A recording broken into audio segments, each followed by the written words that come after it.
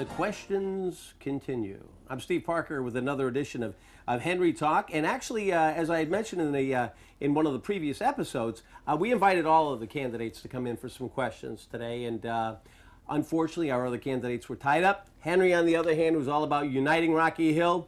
He wanted to come in. Henry Vassell, how are you? Good, good. Good, I love it. Unite Rocky Hill. And I do thank you for coming in, because if I was just doing these questions alone, it would really look silly.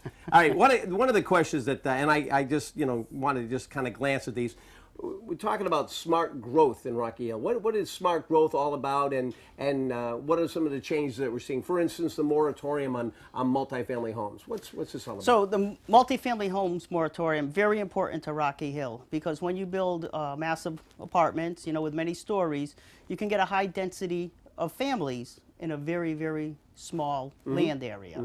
And that's caused a lot of overcrowding in our schools, and it's, created a situation where we needed to build a new intermediate middle school. We needed to add temporary classrooms to our elementary schools. So we're becoming known as a town of apartments instead of a bedroom community, which, we were mostly single family houses. It's something that needs to be done. It's something that I did when I was mayor. The problem is moratoriums are for a set period of time, and it was allowed to expire.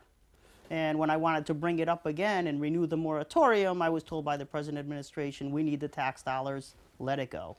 Yeah, exactly. I mean, when you look at, we were originally a bedroom community and pretty much one family houses. Now that we filled that up and running out of a lot of open space, now we're kind of building up and adding a lot more people than we should have. Is that what you're saying? Absolutely. And it's not only for our schools, but it taxes all of our services, police, fire, et cetera, et cetera. And because of that, our EMS needs more ambulances, we need more staff, we need more people, and just all around, it's very difficult for a small town like Rocky Hill. All right, so the town continues to grow, it continues to get more and more crowded, so there's good growth and then there's difficult growth.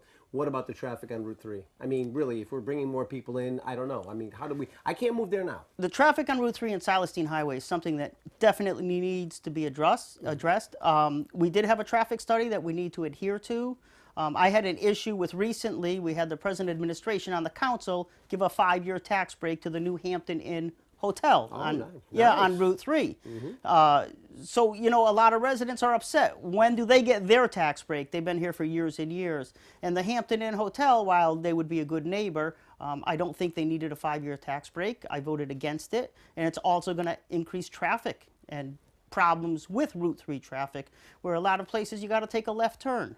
I think all future growth should be integrated with existing buildings. So, we have like common driveways and common entrances, things of that nature. Well, it's interesting. You talk about the tax base, you talk about the growth, and we see somebody who used to be a great contributor here to the town of Rocky Hill, the Ames property. Big black eye when you go through town. Why has it been empty for so many years? Where do you see that piece of property going? You see the Ames property and the Foundry property also. It's something we need to open up communication with the owners and talk about development in a way that's going to benefit not only the developer, but the town of Rocky Hill residents. And there's ways to do it. So you can achieve tax dollars. You can have places there like dining establishments, entertainment, shopping. But you can also do something for the residents, like maybe indoor soccer for the winter time or an indoor baseball. So, something of that nature, so there's something for the residents to do in the winter time. We should also integrate that with some type of walkway that, makes the Foundry property and the Connecticut River something that everybody can enjoy. We can do this by working with our land use boards, our elected officials, but also speak to DEEP and speak to the federal government about possible grants to develop these things. I think what's really neat is there was a time where there was no way to be able to change anybody's minds on a lot of this stuff because we had two parties. Now it looks like with a third party, somebody's thinking outside of the box. The parties have been telling other people to stay in the box. You're outside of the box. Hey, can you do any better? Henry Vassell, best of luck to you. It's all about Unite Rocky Hill, and we'll be back. We've got more questions that we want to ask Henry, and if anybody else wants to show up, we'll ask them too. I'm Steve Parker. We'll catch you next time on Henry Talk.